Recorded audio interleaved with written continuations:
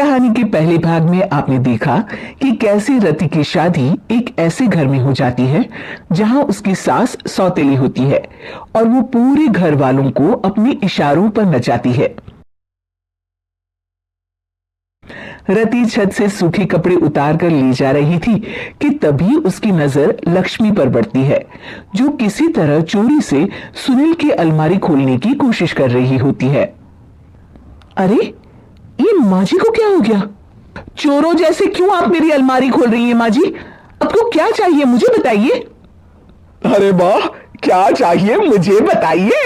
अरे मैं इस घर की मालकी हूं, पूरा घर मेरे इशारों पर नाचता है और तुम्हें बताऊं कि मुझे क्या चाहिए।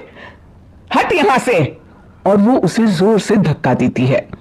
जैसे ही लक्ष्मी रति को धक्का देती है, उसके सर पर चोट लग जाती है और वो बेहोश होकर गिर जाती है।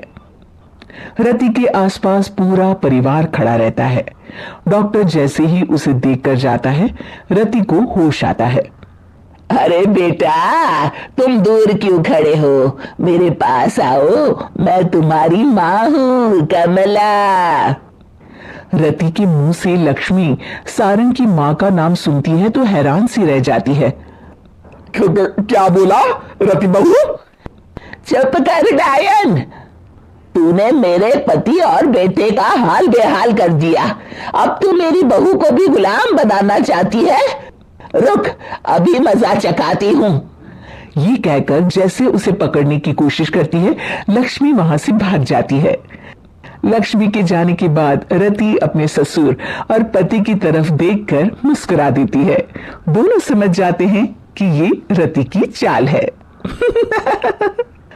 अगली सुबह लक्ष्मी का पति खाना लेकर खेत में जाने के लिए निकल ही रहा होता है कि लक्ष्मी उसे रोक देती है। अरे कहां चल दिए खाना लेकर? आज घर का काम कौन करेगा? तभी पीछे से रति आ जाती है और जोर से चिल्लाती है।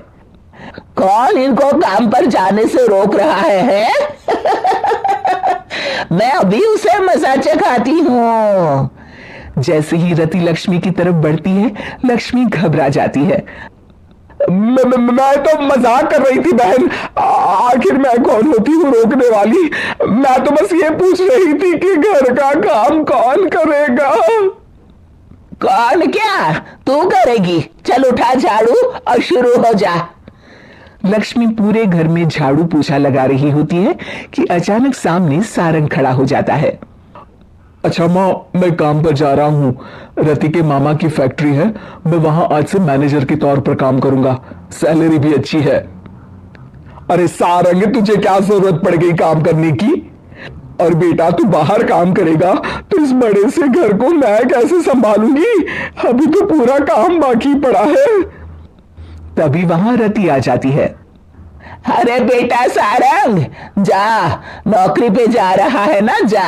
और हाँ, आते वक्त घर के लिए सब्जियां ले आना। ये लक्ष्मी बैठी बैठी मोटी हो रही है, जरा काम भी तो कर ले। सारंग के जाने के बाद, अच्छा लक्ष्मी, सुन जरा यहाँ। लक्ष्मी अपनी बहू रति को सारंग की पहली माँ जो मर गई है वो समझकर उसके पास जाती है। अरे बहन, ऐसा क्या हो गया जो तुम्हें वापस आना पड़ा? मैं तो बड़े ही प्यार से इस परिवार को चला रही थी। प्यार से तो मैं बहुत साल से तुझे मजा चखाना चाहती थी, लेकिन किसी औरत का शरीर मुझे नहीं मिल रहा था प्रवेश करने के लिए। अब से ना मैं बहू के शरीर में रहूंगी। और हाँ, तूने कोई भी चालाकी दिखाई या मेरे घर के लोगों को परेशान करने की कोशिश की तो तेरा गला दबा दूंगी। लक्ष्मी रति के मुंह से ये सुनकर डर जाती है और शाम को अपने बेटे और पति के सामने जाकर कहती है, तुम दोनों मुझे माफ कर दो, मैं अब तुम दोनों को कभी परेशान नहीं करूंगी। और बहू, तुम मेरी बेटी की तरह हो, बस अब बेटी की तरह ही बनकर रहना। लक्ष्मी उन लोगों को इतना कहकर वहां से चली जाती है और उसके जाने के बाद तीनों एक दूसरे की तरफ देखकर हंस देते हैं।